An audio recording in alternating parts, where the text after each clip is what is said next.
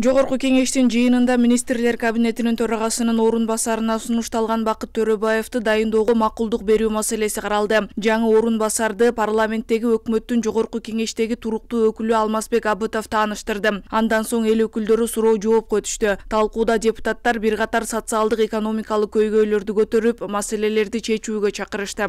Бакыт Эргешевич, оор убакытта баратасыз, экономикалык, социалдык кырдаал абдан оор болгон убакытта иштериңизге ийгилик.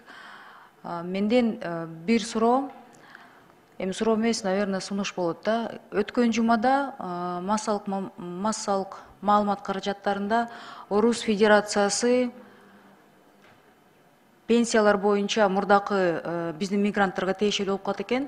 СНГ мамлекеттеринин ортосунда келишимди жокко чыгарышыптыр да.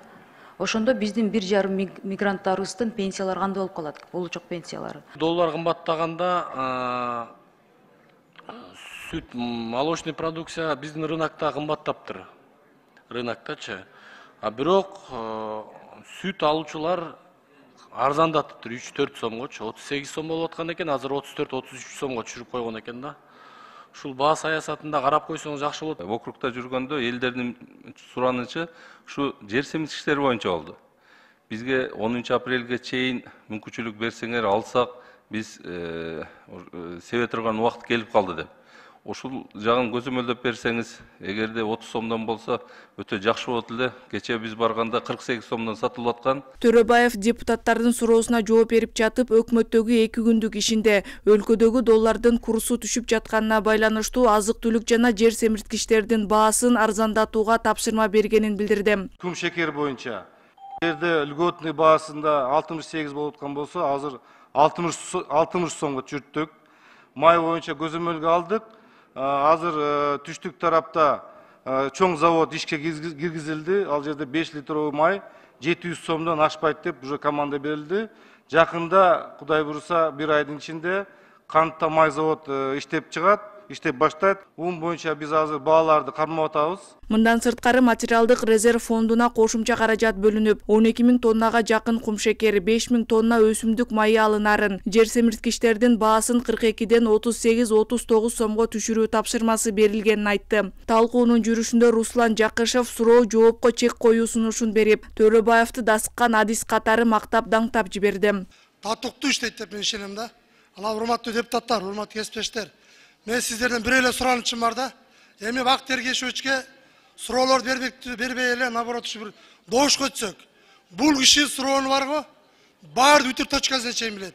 49 жаштагы Бакыт Төрөбаев кесиби боюнча экономист. Жогорку кеңештин 4 чакырылышында тең депутат болгон Бакыт Төрөбаев 2007 жылы Ак Жол, 2010 жылы Республика партиясынын тизмеси менен депутат болсо, 2013-2015 жылдары өзү түптөгөн Өнүгүү Прогресс партиясы менен келген. Парламенттин 7 чакырылышына Ата журт Кыргызстан партиясы менен катышып мандат алган. Ага чейин 2000 жылы Мариам ун комбинатын башкарып, 2009 жылы өзгөчө кырдаалдар министри болгон. Президенттен сунуш түшүп, ушул тармакты, реалдык секторду тармакты карап бер дегенден биз макул болдук. Азыркы өкмөттө мен мында 2 күн иштеп калдым. Өкмөттө мен бир жаңылыктарды байкадым. Мурда МЧС министри болуп жүргөндө башкача болчу. Азыркы өкмөттө чечим кабыл алуу өтө тез экен. Талкуунун соңунда 68 депутат макул деп добуш берди. Ушуну менен бир айдын ичинде жогорку кеңештеги 2 фракциянын лидери аткаруу бийлигине кызматка кетти. Парламенттеги эл өкүлдөрүнүн өкмөткө кетишин жогорку кеңештин айрым депутаттары аксап жаткан кадр саясаты менен байланыштырса, бир чети депутат аткаруу бийлигине барганда жазылган мыйзамды ишке ашырса болот дешет. Кадр жактан кишине биз аксап жатабыз. Ошондуктан менимче президент дагы ошону билип, тажрыйбалуу депутаттарга ар кандай сунуштарды берип атат. Бирөөсү макул дейт, бирөөсү макул дебейт. Эми бул менимче жакшы эле процесс. Ушундай эле процесс бүт дүйнөдө бар. Эл өкүлү Шайырбек Ташиев депутат парламентте болобу же аткаруу бийлигинде болобу анын эл үчүн кызмат кылганы маанилүү деген пикирде. Ал эл тарабынан шайланып келген депутаттын ыйгарым укугу боюнча буларга токтолду. Депутаттар мурда кандай иштеген болсо, кандай убада берип, кандай аткарган болсо, азыр деле ошондой убада берип, ошондой аткарганга мүмкүнчүлүктөр бар. Но бирок эң негизгиси ошол адамдын өзүнөн гана, ошол депутаттын өзүнөн гана жараша болот. Ошол депутат кандай жанагы убада берип келди элге, кантип аткара алат ошонучу.